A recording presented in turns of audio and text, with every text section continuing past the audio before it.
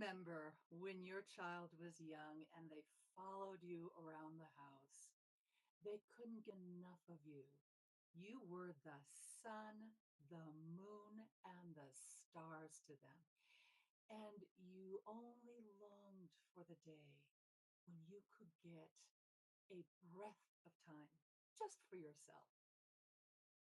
Fast forward 10 to 15 years, and they've got their headphones on, they're on their phones scrolling, and you can't get them to give you the attention required to get the chores done or even to say hello. I'm Inga Larson. I have been working with teens and parents, especially those who are poorly parented themselves by emotionally immature or personality disordered parents, for 25 years and counting. And in this video, I am going to talk to you about why your teen ignores you and it's not what you think it is. Why it is so hard, especially for you, when they do, and what you can do about that. And two simple skills you can employ right at the moment of contact to improve communication with your teen and actually get them to hear what you have to say. So let's go ahead and start first with your teen. Understand what your teen is going. Right now, your teen's brain is wired for two different things. Constant activation. We all are familiar with a dopamine hit. That is so important to teens. It has them addicted to social media. But they're also living in a world that is increasingly hostile and unsure of itself. And so they're constantly feeling emotionally defended and very emotionally protected against their own overwhelm. So having that understanding of where your teen is at is going to be helpful for you in being the compassionate parent you are and you want to show up as with them. They are deeply absorbed in whatever they're doing. Think of it as almost an addiction, or maybe even an addiction. And they're avoiding something that feels like pressure or conflict or control. Right? Behavior is downstream of the nervous system. So here's what almost all of us do next. We get upset. We go, hey, why aren't you listening to me? We raise our voices. We become even more intense. And they back off even further and close off even more. And now we're into this escalation. That's not what we want, right? But we find ourselves in it over and over and over again with teens who are ignoring us. So, why do we feel such intensity around being ignored? Now, no one likes to be ignored, right? It feels disrespectful. It feels difficult. And most of us understand on an intellectual level that this is what kids are doing, that this is the teenage years, and they tend to do this. But for us, especially if we were poorly parented, it's going to have an additional charge. So I want you to come back to those first 17 or 18 years when you were a teen and your parents didn't see you. And even when they did see you, they were really kind of projecting what they wanted to see onto you. They really weren't seeing you for who you are.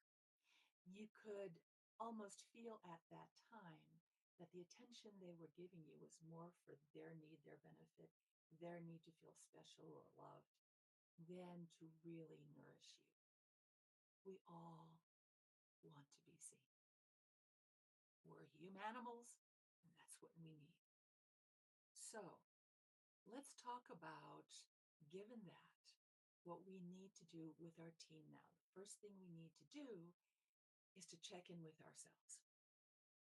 And if we're feeling elevated because we're being ignored, we want to address that first before we turn to our teen. So we want to actually, and you know to do this, but we want to give ourselves a moment to pause, take a breath. And what we know that helps with regulation is a slower out breath than in breath. So in through the nose and then slower out through the mouth.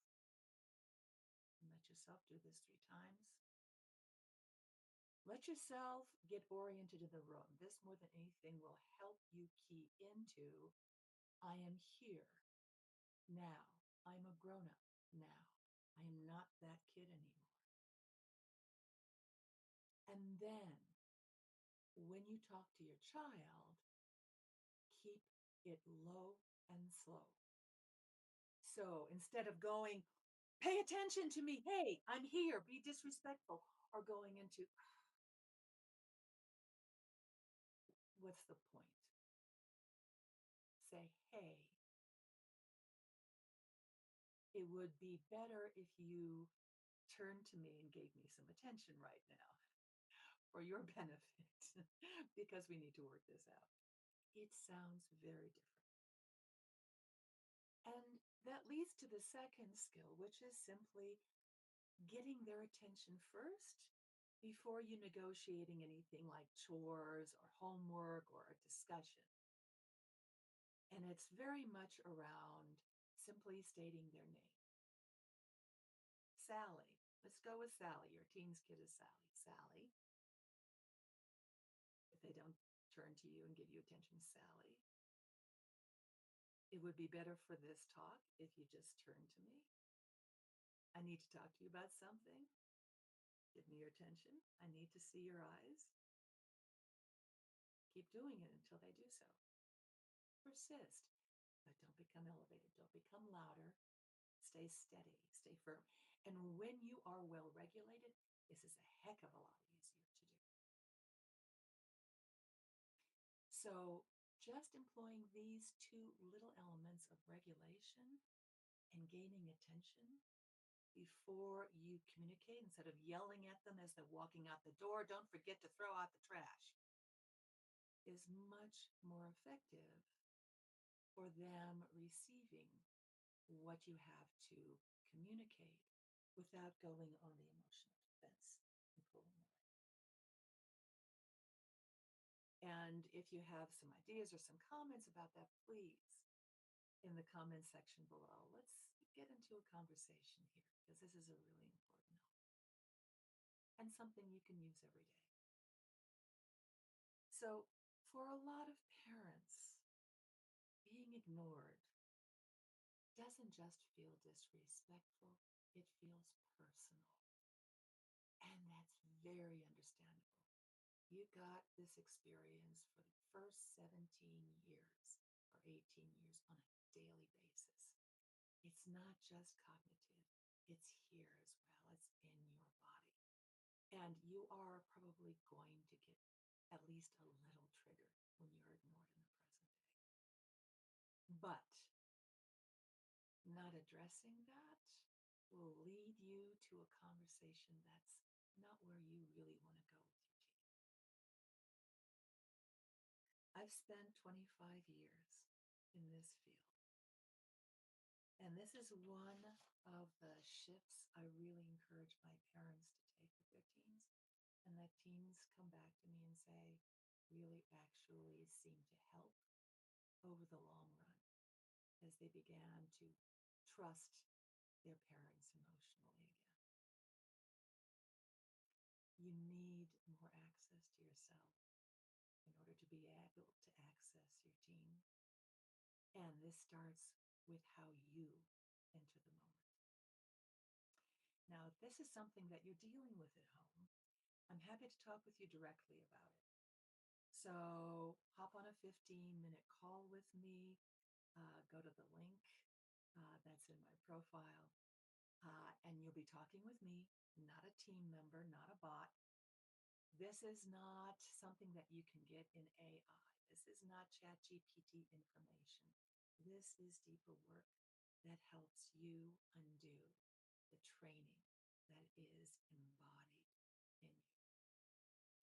And let's look at what is happening in your present situation and maybe how I can help.